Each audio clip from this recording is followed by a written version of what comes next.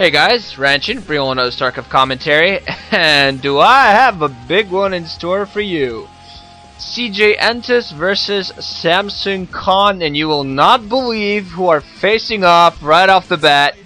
That's right, ladies and gentlemen, we have sAviOr against Firebathero right from the start. Holy crap, this is going to be insane. It's going to be the 11th time these guys have faced off against each other, and for those that know, sAviOr has never really beaten Firebathero. The only time he's beaten him was way back when in 07. In a 5-2, he won against him in 2 games in a 5-match set, but he lost the set. So hey, holy crap! 4, 3, 2, 1, go! Oh my God, I can hardly contain myself. These guys, you wouldn't really call this a rivalry. You'd rather call this a beatdown. Firebathero has beaten sAviOr in the last, I think, 7 or 8 times or so. It's, well, okay, 5-6 matchups or so they've played. So this is going to be on Battle Royale, or Battle Royale. We're going to have sAviOr and Purple at the inside 10 o'clock. We're going to have Firebathero in the inside, what is that, 4 o'clock, and yellow is the Terran, of course. This is a very interesting map. I think sAviOr might actually have the advantage that this is a lot more zerg map. The distance between the maps is very short. I mean, honestly, sAviOr could 4-pool and probably take it. If there's one way, but I honestly don't think sAviOr's the type. I don't think he's gonna cheese his way to a victory against Firebathero. As long as he doesn't do something silly like 12 hatch, I think he'll be pretty decent. So this is, many people say this is one of the hurdles for sAviOr to get through. If he manages to beat Firebathero, he will get out of his slump, you could say, and finally start killing everybody in 09. It's like the start of killing everybody in 09. He's beaten Bisu. Now he has to beat Firebathero, and if he does that, he'll finally be able to start killing everybody. And I don't know, but I honestly think if he manages to beat Firebathero, it will be a magnificent confidence boost to him. Firebathero, they're putting it down. A supply depot so far, just not really getting in themselves. This map is a very interesting position. You got those dual assimilators that, of course, you can kill. You can kill one assimilator to only let small units through, zerglings, marines, something along that kind. I'm not quite sure if it's marines, but I think zerglings can do so. Firebathero is gonna... those 2 assimilators only block the natural, so Firebathero is going to use his supply depot and barracks to block his main, block himself inside of his main. So what effectively an enemy can do, you can block your own self, so to prevent any scouts from going in or whatever you want. sAviOr is going to get a full scout, meanwhile with his overlord going to go around, while himself, I believe he pulled down an overpull and also going to put down a hatchery right after that.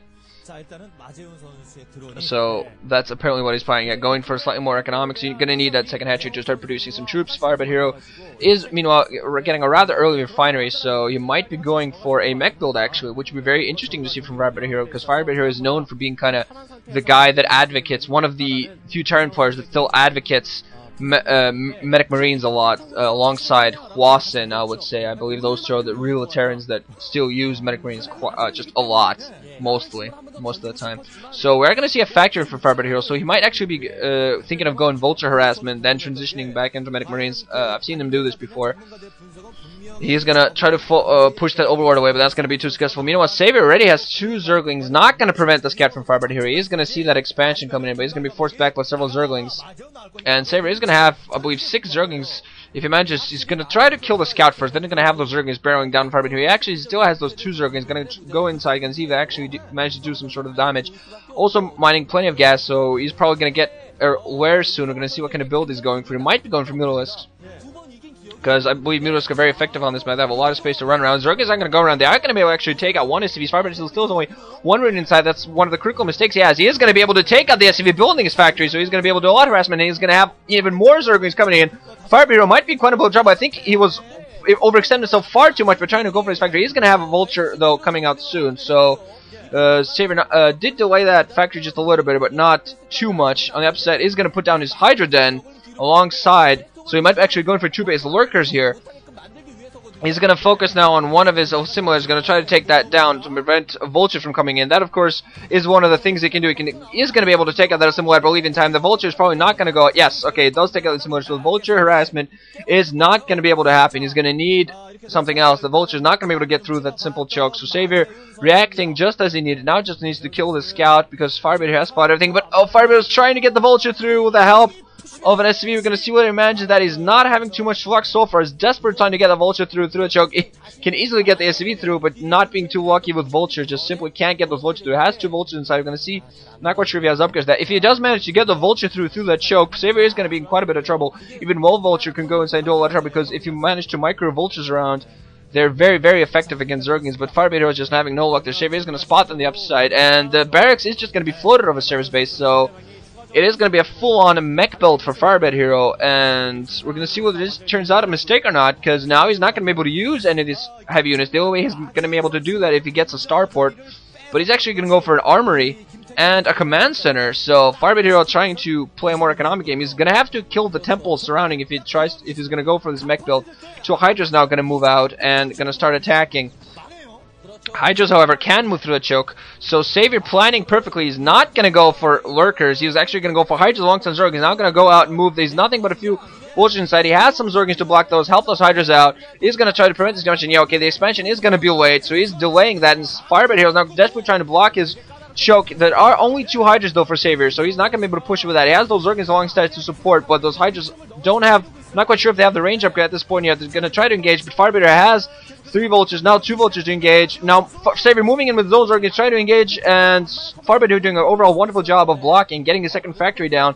Going to try to start rebuilding the command center, but if sAviOr keeps his harassments up, he's going to be in a pretty good position. Also putting it on a Spire, which Firebathero knows is going to be coming, so he's going to have some Mutalisks on him, so assume that's what the armory was for, because he's going to need some Goliaths to help take this out. 1 more Vulture, almost taken down, but not quite. Still that 1 Hydra alongside those SCVs. I think that Hydra, managed to take out the Vulture. So now just 1 Hydra out there for Firebathero. sAviOr is going to be getting 6 Mutalisks to start off with. Turrets just now coming out. I'm nuts. Okay, a Goliath out as well, so sAviOr's going to have to pull out very good Muta harassment. And I think he's going to probably use those Hydras alongside on the ground to just kill those Goliaths. Help that out, because that's very so effective. Now we're going to see those Mutas. There are turrets being pushed up alongside a couple of Goliaths. Turrets all over the place, try to defend. Now these Hydras are going to be alongside his moves. Now we're going to see how sAviOr manages to do this. He's going to start by attacking. He's going to pull back. He has those Hydras alongside. He has to focus on his Goliaths first. He's going to shake this out as well as he can. First Goliath goes down. Second Goliath also going to be in trouble. The first turret is going to try and be repaired, but that's going to go. Second Goliath also go down. So Scourge in there just in case. Turret goes down. Another Goliath tried to join the fray, but I think sAviOr's doing a pretty good job. Now is going to focus on this natural. He has some Mutalisks. Desperately trying